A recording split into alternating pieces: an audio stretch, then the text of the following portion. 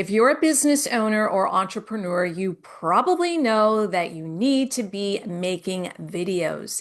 You know it's the best way to tell your story, build your brand, and connect with your customers. Every platform features video nowadays: LinkedIn, Instagram, Facebook, TikTok. You can also send a video in a text.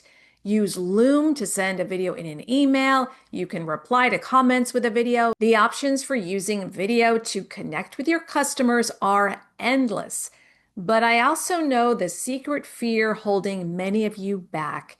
If you're new to my channel, I'm Susan Saravo, and I'm bringing my insights on how to up your game to become more visible online with traditional and new media, and of course, social media. I remember a past client, a mortgage broker, who knew he needed to be on video but was paralyzed by fear. He didn't know how to show up on camera looking comfortable yet professional. And he was worried about the judgment, what his friends would think if he's showing up on Instagram as a thought leader.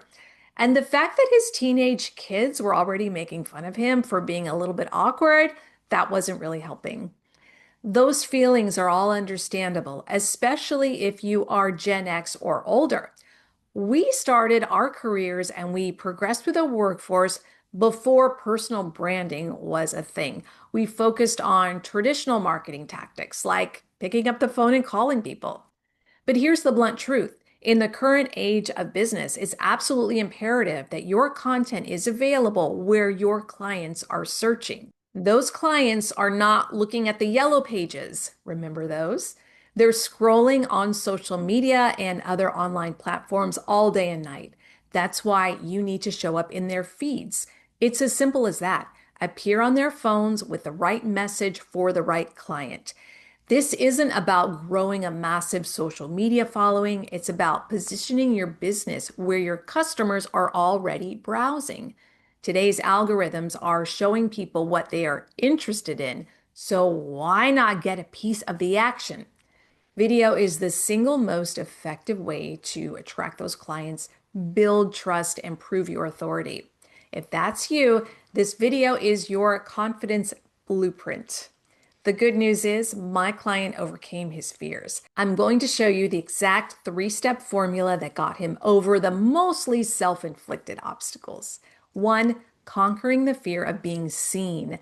2, mastering the art of looking natural. And 3, getting your point across with undeniable confidence and authority. Stick around because the #1 mistake people make when talking on camera could be exactly what's killing your confidence. So let's start with the most important thing: mindset. Or another way to say it is how you are relating to your audience through the camera.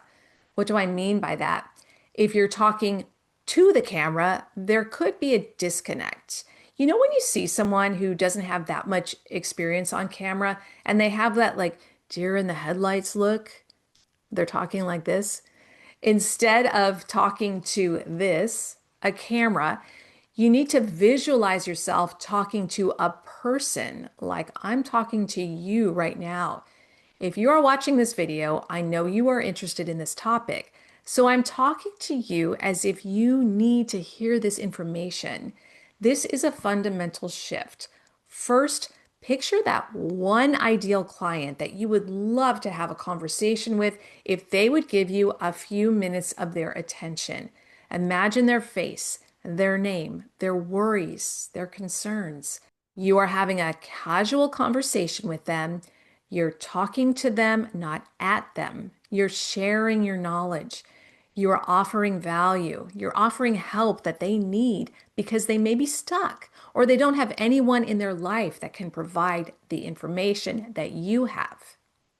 Next, implement the sample size strategy. This is exactly what helped my client overcome the fear of judgment. When you record just one video and post it, you, your friends, and those teenage kids can easily scrutinize that single video and judge whether you did a good job or whether this video idea is worth your time. The truth is you need a way bigger sample size. Commit right now to creating 10 or 20 videos. Why? because that commitment shifts your focus from that one video to the process of getting 20 videos done. You won't worry about one awkward take. You'll focus on the next one. That takes the stress away, and your fears of judgment really lose their power. Also, remember that people are scrolling all day long. They will see loads of videos in their feed. They're just not going to spend much time thinking about or criticizing your video because they're already scrolling past it. Your only concern should be with the people who need your product or service and if your message is landing with them. Your teenage kids are not your client, so it doesn't matter if they think you're cringe, which you're probably not, by the way. Third, ditch the jargon and formal language. Use conversational language. Imagine you're sitting down and having coffee with a prospect and you're casually explaining how you can help them. You're not overly formal, but you are professional. You're relatable and you're considerate of their time and attention. That means you're going to maximize this time you have with them and make sure you cover the subjects that interest them. And fourth, look at the lens. The camera lens is your audience's eye.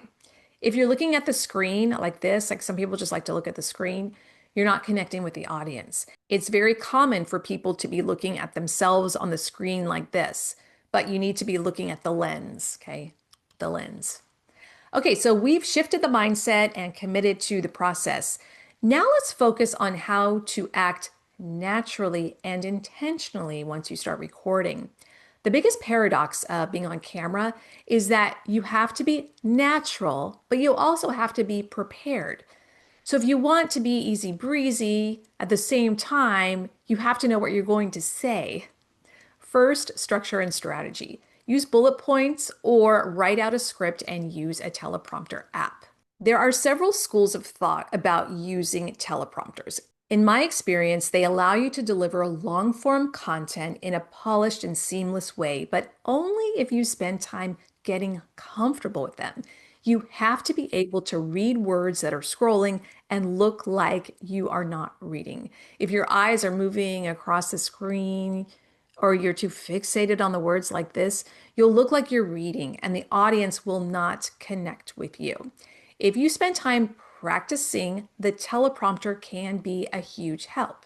Here I'm going to show you what it looks like on a phone. So if you were recording this, let's say you had a tripod and you were recording this, you would want to put it out.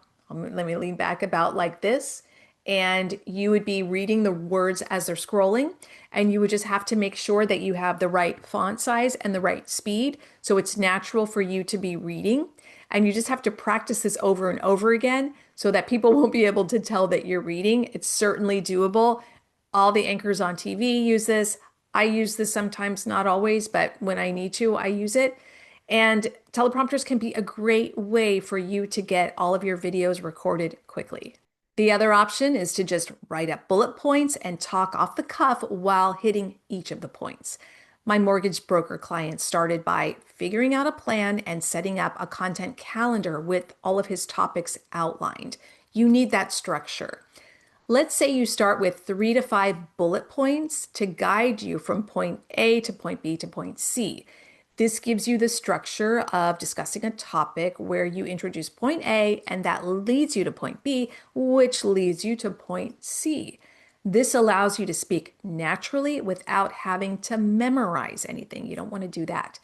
Next, embrace your body language. If you naturally talk with your hands, do so. If you smile when you speak, go ahead and smile, but only if it's appropriate for the topic. Being natural means being you. Just be mindful of one thing. Excessive movement can distract your camera's autofocus and, more importantly, your audience. Third, the voice game changer: pitch, pacing, and pause. Monotone is the enemy of engagement. You want to have natural inflections in your voice. You can talk faster as needed or slow down when you're making an important point. Also, remember the power of the pause. It really works. You don't have to talk nonstop. You can pause. It's okay. And that can be powerful to get your audience's attention. And finally, the editor's secret. When you mess up, and you will mess up, we all do, Go back a sentence or two and start again. This maintains natural energy and avoids harsh jump cuts. You don't have to go back and start from the beginning. You can make quick edits, and that will make it all look and sound just right. When I'm recording videos, I start and stop if I stumble on a word or just need a few seconds to catch my breath. This final section is about techniques that project authority and expertise. First, project your voice, the 25% rule. When you talk to someone across the room, you naturally raise your voice. You need to do this on camera too. You should project your voice about 25% louder than you would in a normal face-to-face conversation. Why does this work? Raising your voice acts like an internal switch. It brings up your energy, and that energy translates directly into on-screen confidence and presence. It makes you sound like a leader, give off, leader vibes.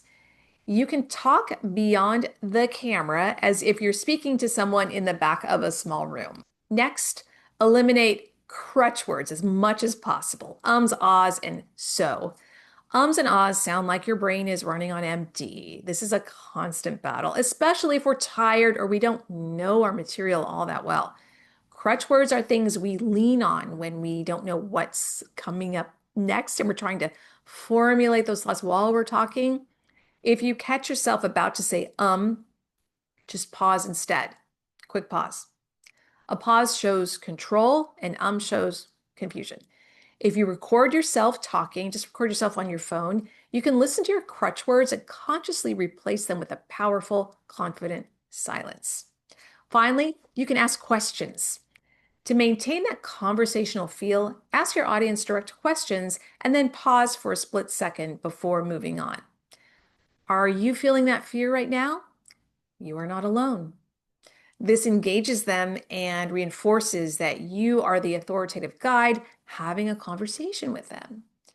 So there you have it, the three-part formula for going from camera shy to camera confident.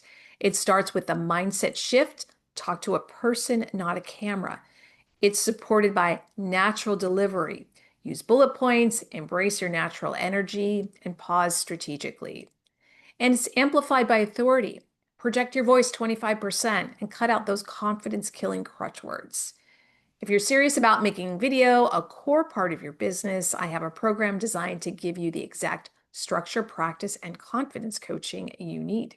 You can book a call with me. The link is in the description. And if this video helped you conquer even one bit of camera fear, hit that like button, subscribe for more marketing and mindset tips, and let me know in the comments what's the one crutch word you use that you're trying to stop using.